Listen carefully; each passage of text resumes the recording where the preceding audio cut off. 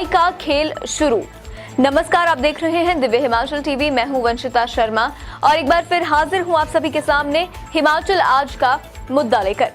बेशक चुनावी वर्ष में हिमाचल के लोग धड़ाधड़ तोहफों की उम्मीद लगाए बैठे हों, पर हाथ लगी है बेशुमार महंगाई की सौगात। मुसीबत ये है कि मुश्किल का ये सिलसिला अभी शुरू ही हुआ है, क्योंकि वस्तुएं महंगी हुई हैं पेट्रोल और डीजल के दाम बढ़ने से।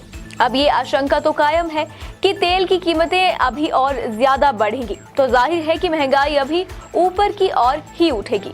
कि महंगाई का खेल शुरू क्यों बोल रहे हैं हम, ये ध्यान रखने की बात है। हम शुरू कह रहे हैं इसको, तो मतलब अभी शुरुआत है। अगर आपको अभी से थोड़ी परेशानी हो रही है तो थोड़ा अभी हौसला रखना पड़ेगा। राजेश, क्या आप सबसे पहले तो यहाँ जरा एक और बात है जो सरकार ने एफर्ट किया है। हाँ। बिजली महंगी हो रही है हिमाचल में, बिल्कुल, लेकिन इसका बोझ सरकार जनता पे पड़ने नहीं देगी। क्या आपके पास है? बिल्कुल सही है। देखिए, हिमाचल प्रदेश में जहां तक पहले वाली व्यवस्था, एक तरह से आप ये देखिए कि मई में एक तो 60 यूनिट तक का बिल नहीं आएंगे, एक चीज तो वो सरकार ने वो राहत एक दे दी है। दूसरा, हिमाचल प्रदेश विद्युत नियामक आयोग ने 2022 और 23 के लिए बिजली की नई दरें प्रदेश में तय कर दी हैं, जो लागू हो जाएंगी। और ये इसमें सीधे तौर पे दो बड़े लाभ हैं। एक घरेलू उपभोक्ताओं को तो है ही है, लेकिन जो इंडस्ट्रीज को है उसके लिए ये है कि 3 साल वाली जो दरें चली हैं उनमें कोई बदलाव नहीं किया, यानी कि हिमाचल में उद्योगों के लिए बिजली महंगी नहीं हुई है। घरेलू उपभोक्ताओं की बात कर ले तो घरेलू उपभोक्ताओं के लिए सरकार ने बिजली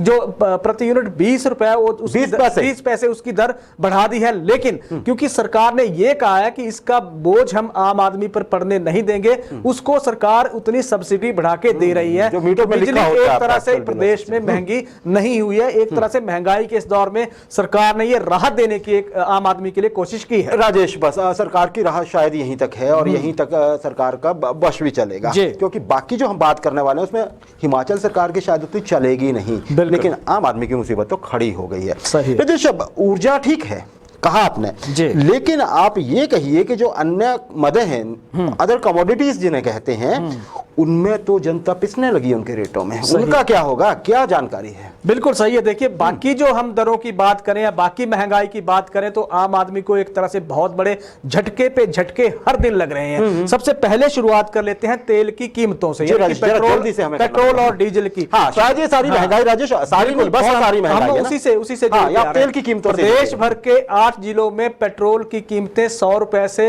ऊपर प्रति लीटर पहुंच गई हैं। सिर्फ 4 जिले हैं जहां चंद पैसे, अगर हम कहें तो वो शतक से करीब है, 100 रुपए प्रति लीटर से करीब है। राजेश, एक अपडेट है, शायद आज जो रेट बढ़े हैं ना उसमें सभी सेंचुरी मार चुके हैं, मुझे लगा। हाँ बिल्कुल, चंद पैसे, जैसे 1 पैसा या 2 पैसे, ये मतलब इतनी ही कमी उसमें बची है। तो बाकी जो 8 जिले हैं वहां सीधे तौर पे 101 से लेके 102 रुपए प्रति लीटर तक पेट्रोल पहुंच गया है और डीजल भी 90 रुपए के करीब हो गया है। तो यहां से आप ये समझिए कि महंगाई का असली खेल यहां से अब शुरू हो रहा है। जी राजेश, यहां से शुरू हो रहा है। आप चाहे राजेश, अच्छा देखिए, बाकी चीजें तो खाने पीने की तो महंगाई की लोगों को इतनी आदत पड़ गई है, अब तो पूछते भी नहीं है, अब हो गया होगा महंगा, अब क्या करना है, जिंदगी जीनी है तो लेना पड़ेगा, पैसे खर्चने पड़ेंगे। लोकल सब्जियों के नाम पे महंगी बिकती हैं, जबकि बड़ी हैरानी की बात होती है कि जो अपने खेत से सब्जी उगा के बेची जाती है कि हमारे खेत की है, वो दूसरी सब्जी से महंगी होती है, जबकि वो ना उस पर आपने किराया दिया, कहीं से ढोके लाए, ना कुछ, वो मतलब वो सस्ती होनी चाहिए, लोकल प्रोड्यूस। हाँ, अब पता नहीं जैविक कहाँ से होती है राजेश, है ना। मैं इतना तो अब पशु भी नहीं दिखते हैं, सड़कों पर होते हैं। खैर, वो राजेश, निर्माण सामग्री सबसे ज्यादा जो जोर पड़ा है महंगाई का, वो पड़ा है निर्माण सामग्री के। नखरे देखिए आप, सरिया कहाँ है, आपके रेत, बजरी और सीमेंट के दाम कहाँ हैं, तेल और बाकी चीजें तो आप छोड़ दीजिए, दाल, उस पे राशन पे तो बात ना ही करें तो बेहतर है। अच्छा, इस पे आइए जरा। निर्माण देखिए, निर्माण एक ऐसा क्षेत्र है राजेश जो किसी के सपने, घर बनाने के लिए आदमी सपना देखता है ना पूरी उम्र, बिल्कुल घर बनाने की स्थिति में नहीं है। जब घर बनने लगता है तो लाख तरह का लोगों को, कई तरह का लोगों को रोजगार मिलता है, बिल्कुल। लेकिन राजेश, कैसे करेगा आदमी इसमें? बिल्कुल, आज की अगर हम आज के दौर की बात कर लेते हैं तो घर बनाने का सपना अब सपना ही रहने वाला है, क्योंकि हालात इस तरह के पैदा हो रहे हैं। पिछले 8 दिन में जो पेट्रोल 4 रुपए 80 पैसे से से ज्यादा महंगा हो गया, करीब करीब 5 रुपए रोज बढ़ रहा है राजेश। 8 दिन में उसकी कीमत प्रति लीटर बढ़ गई है। अब इसका असर ये हुआ है कि माल ढुलाई भी महंगी हो गई है। शुरुआत कर लेते हैं, आप बद्दी जो ट्रक यूनियन है उसने माल भाड़े में ₹1.40 का इजाफा कर दिया है। राजेश पिछले कल तक अगर 2 दिन में है ना जी, हाँ। अगर क्योंकि अब आप ये देखिए अगर 80 पैसे या 50 पैसे की ये दर जो चली हुई है पेट्रोल और डीजल के रेट बढ़ने की, वो अगर चलती रही तो अगले 8 दिन में तो 10 रुपए से ज्यादा महंगा हो जाएगा। तो ये माल भाड़ा फिर इससे डबल या ट्रिपल आप समझ लीजिए होने वाला है जी। अब हुआ है कि सरिये की आप कीमत कर रहे हैं 2 महीने में। हिमाचल प्रदेश की बात कर लें तो हिमाचल प्रदेश में सरिया उस दौर में महंगा हुआ है जब यहां पेट्रोल और डीजल के रेट स्थिर थे। 2 महीने में हिमाचल में सरिया 30% तक महंगा हो गया है, यानी कि प्रति क्विंटल 2000 रुपए से ज्यादा सरिया महंगा हो चुका है। सीमेंट की बात कर लेते हैं। सीमेंट की अभी तक उस तरह से सीधे तौर पे तो रेट नहीं बढ़े, लेकिन अब ये देखिए कि 450 और 500 रुपए के करीब करीब सीमेंट के दाम एक तरह से ग्रेड वाइज पहुंच रहे हैं। तो इसके अलावा आप रेत, बजरी और पत्थर या ईंटों की बात कर लीजिए, हर चीज की, क्योंकि ढुलाई माल ढुलाई जब बड़ी है तो ये चीजें हर चीज आने वाले दौर में महंगी होने जा रही है। जी राजेश, महंगी होने जा रही है। राजेश एक चीज याद करिए जी, पहले हिमाचल में क्या होता था, कुछ समय पहले तक पास में नाला या खड्ड होता था ना, गांव है, बिल्कुल बिल्कुल। वहां पे क्या होता था कि लोग खुद तो नहीं, लेकिन जैसे कोई घोड़े वाला है या कोई और काम करने वाले हैं, वो लोग क्या करते थे, एक छोटा छोटा बेड, जिसको रिवर बेड पे साइड में ना जी, बिल्कुल कहीं से थोड़ी सी एक जाली सी लगाते थे, 2 तरह की, उसमें से रेत भी छान लेते थे, सही, बजरी भी और पत्थर भी, तीनों चीजें वहां से मिल जाती थी। यही होता था ना जी। और फिर उस जगह को समतल कर देते, क्योंकि उनको पता है कि ज्यादा खुदाई करेंगे तो अगले साल कहां से लाएंगे, तो वो बैलेंस एक बना रहता था, जो आम आदमी को लगता है कि वो सही भी था।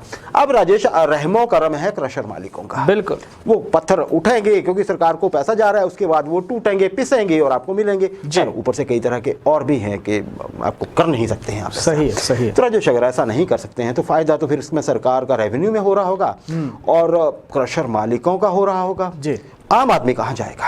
आम आदमी के लिए दिक्कत यह है अग्निहोत्री जी की सीमेंट, सरिया, रेत, बजरी, ईंट की तो हमने बात कर ली। ईंट करीब करीब 10 रुपए की एक है, और जो रेत और बजरी मिल रही है 65 रुपए प्रति फुट के हिसाब से अब आने वाले दौर में मिलना शुरू हो जाएगी। सही है। और जहां तक अब दूसरा एक और झटका आम आदमी के लिए ये लगा है कि बिजली का सामान भी 70% तक महंगा हो गया है। और इसके जो कारण इसके जो कारण दिए जा रहे हैं वो कारण बड़े, अगर समझने वाले हम देखें तो 2 कारण दिए जा रहे हैं। एक रूस और यूक्रेन के युद्ध को जोड़ के दिया जा रहा है, और क्योंकि वो तो आप सरिये में भी चला हुआ है, वो तो सीमेंट में भी चला हुआ है, समझना है कि एक्सप्लेन ना हो तो यूक्रेन की लड़ाई से जोड़ दीजिए। दूसरा ये दिया जा रहा है कि जो पीवीसी की सप्लाई या प्लास्टिक में जो एलिमेंट डलता है उसकी सप्लाई जो चीन से आती है वो सप्लाई प्रभावित हुई है। तो हिमाचल प्रदेश में या देश भर में वो चीजें प्लास्टिक के जो सामान है जो बिजली के इसमें वायरिंग में इस्तेमाल होते, चाहे स्विच बोर्ड की बात कर लीजिए, स्विच की बात कर लीजिए, केबल की बात कर लीजिए, वो 70% तक महंगे हो गए हैं। अब गर्मियों का सीजन आ रहा है तो पंखों के रेट भी बढ़ गए हैं, और एक पंखा करीब 400 रुपए से 500 रुपए तक महंगा अब होने जा रहा है। कूलर, एसी, इनकी तो बात ही छोड़ दीजिए, क्योंकि इनका तो आगे अभी पहली से अग्निहोत्री जी बजट भी आएगा, केंद्र का बजट लागू हो जाएगा परसों से। अब बजट जब लागू हो जाएगा तो उसमें आप ब्रांडेड कपड़े, जूते और हर दैनिक जो उपभोग का सामान है 10% तक उसमें इजाफा होना जा रहा है। तेल साबुन की जहां तक बात है तो 10% तक टूथपेस्ट भी महंगा होने जा रहा है, तेल भी महंगा होने जा रहा है, साबुन भी महंगा होने जा रहा है। इसीलिए हमने कहा कि भी महंगाई शुरू हुई है। राजेश कई बार तो लोग सवाल उठाते हैं कि सरकार होने के मायने क्या है, खासकर मध्यम वर्ग के लिए, बिल्कुल जिसके कमाई के साधन सीमित हैं जी, जिसे सरकार की तरफ से कोई उनकी जो योजनाएं हैं स्पॉन्सर्ड, ना राशन फ्री मिलता है, ना खाते में पैसे आते हैं, ना कुछ, वो कहां जाए? बिल्कुल सही है। छोटी सी सैलरी जो कैलकुलेट होती है और इस पे झट टैक्स लगता है। अमीर आदमी को फर्क नहीं पड़ता है राजेश, है ना जी, क्योंकि उसका इनकम ज्यादा है, और जो नीचे के समाज के निचले, आर्थिक रूप से निचले, उसमें उसको भी फर्क शायद कम पड़ता है, बिल्कुल, क्योंकि योजनाएं वैसी हैं। बिल्कुल मध्यम वर्ग कहां जाएगा? मध्यम वर्ग जरा जल्दी से, समय बहुत मध्यम वर्ग के लिए झटका ये है कि पिछले 2 साल में जो किराना है या जो दैनिक इस्तेमाल की चीजें हैं करीब 44% महंगी हो गई है। सरसों का तेल 2020 का तुलना अगर हम 2022 से कर लें तो 120 और 270 की नफरी बनती है, 150 रुपए महंगा हो गया है। तो आप ये देखिए कि डबल से भी महंगा, 44% महंगा वहाँ चीजें ये उससे ज्यादा हो गई। जी राजेश, कोरोना से पहले अगर 2000 रुपए आपके राशन का खर्चा था, राशन की बात कर रहे हैं हम, बिल्कुल है ना जी? बिल्कुल। छोटा परिवार है तो अब वो 3000 है लगभग, है ना। बाकी सब्जियों और सब कुछ छोड़ वो दीजिए। अलग है, राजेश, आजकल हरी मिर्च तक जो है ना जी, वो 150 रुपए किलो बिक रही है। अभी आज के ताजा रेट है ना नींबू जी? का हाँ। बता देता हूँ जी, 200 रुपए किलो है जी, आप गर्मी में अब पी जैसे- लीजिए, गर्मी जैसे जल्दी आ गई है, बिल्कुल। आप भगा लीजिए गर्मी, अपने किसी बिल्कुल को सही। परवाह नहीं। राजेश, मैं वही बोल रहा हूँ, मध्यम वर्ग कहाँ जाएगा, इस प्रदेश का भी और इस देश का भी।